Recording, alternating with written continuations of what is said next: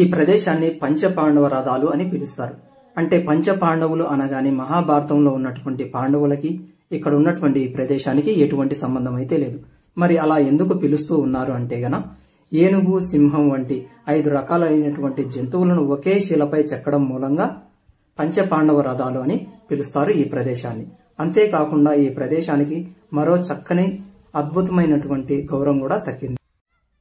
1984లో ప్రపంచంలోకెల్లా అత్యంత అద్భుత కట్టడాలలో ఒకటిగా ఈ ప్రదేశాన్ని చేర్చడం అయితే జరిగింది. ఉన్నటువంటి ఏనుగు యొక్క విగ్రహం ఏదైతే ఉందో, రాతితో చేసినటువంటి విగ్రహం ప్రపంచంలో అతి పెద్ద విగ్రహం ఇక్కడే ఉందట. మీరు ఇక్కడ చూస్తున్నటువంటి ఈ ప్రతి ఒక్క కట్టడం కూడా నిజమైనటువంటి టెంపుల్ అయితే కాదు. ఎక్కడైనా కానీ ఒక పెద్ద టెంపుల్ కట్టాలి అంటే అప్పటి కాలంలో ఇలా శాంపిల్ గా ఒక టెంపుల్ అయితే నిర్మించేవారట.